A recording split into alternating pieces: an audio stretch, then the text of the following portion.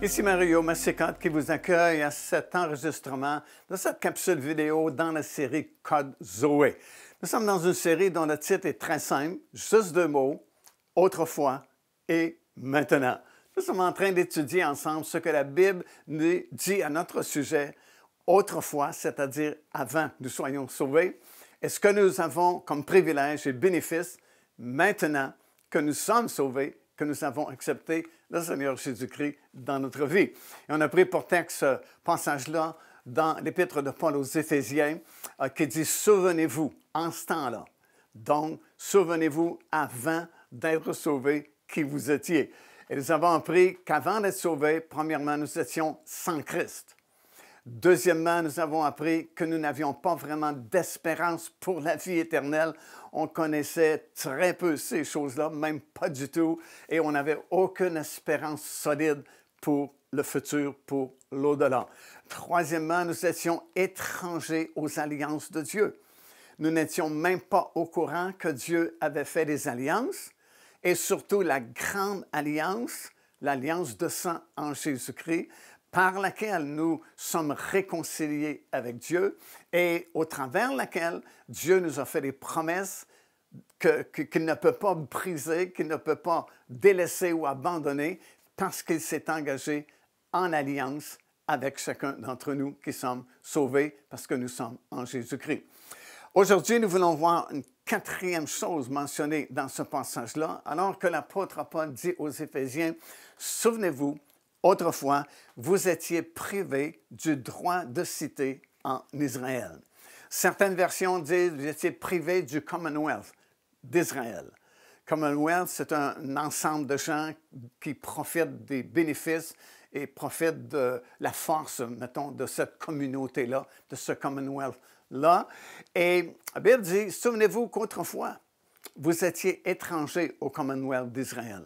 Vous étiez étrangers à Israël, parce qu'encore une fois, la plupart d'entre nous n'étions pas juifs de naissance lorsque nous avons accepté le Seigneur, et conséquemment, nous ne connaissions que très peu la Bible, les alliances, et nous ne connaissions pas grand-chose du peuple juif, la vraie connaissance du peuple juif, puisque la plupart d'entre nous étions biaisés par les médias d'information et ce que les gens pensent également du peuple juif, parce que c'est certain qu'ils n'ont pas vraiment un bon témoignage dans le monde.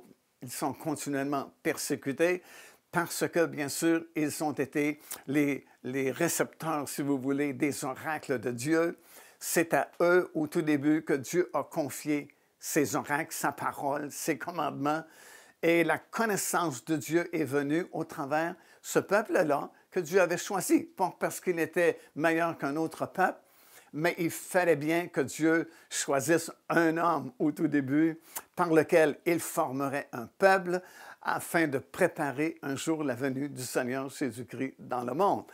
Alors, il faut quand même reconnaître cela, même si on ne peut pas comprendre toute chose, au moins on peut reconnaître ce fait-là, que vraiment la parole de Dieu au tout début a été confiée au peuple juif. Il faut leur donner ça. Ils ont eu du respect pour la parole de Dieu au travers des siècles pour que vous et moi ayons cette facilité-là de trouver des Bibles aujourd'hui et d'avoir dans nos maisons une Bible, deux Bibles, trois Bibles ou plusieurs Bibles. Ben, c'est parce qu'au tout début, ce peuple-là a été fidèle à protéger les Écritures. Je me souviens dans nos voyages en groupe que nous organisons dans le pays d'Israël, une certaine année, j'étais à Qumran. Et vous savez qu'il y a plusieurs grottes dans les montagnes de Qumran. C'est là qu'on a trouvé beaucoup de manuscrits de la mer Morte, comme on les a appelés. Et mon guide m'a présenté à un scribe qui vivait dans une de ces grottes-là et qui transcrivait encore de nos jours tout l'Ancien Testament à la main, lettre par lettre, mot par mot. Et il devait faire une chaleur là, vraiment accablante lorsque nous étions là. Et ce monsieur était comme enfermé dans sa caverne à travailler durant toute la journée pour transcrire à la main tous les livres de l'Ancien Testament. Il faut quand même leur donner ça. Ils ont eu cette fidélité-là. Et maintenant, vous savez, si vous êtes sauvés, une chose que j'ai remarquée, à chaque fois que nous conduisons un groupe de gens dans le pays d'Israël et qu'ils arrivent là pour la première fois, la plupart d'entre eux nous disent la même chose. Ils ont l'impression d'arriver chez eux. C'est comme si c'est familier, le paysage d'Israël.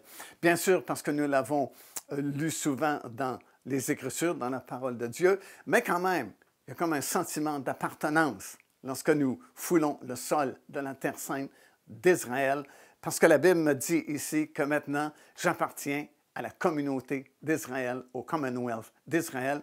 Je partage les richesses spirituelles d'Israël, à qui la connaissance de Dieu a premièrement été révélée.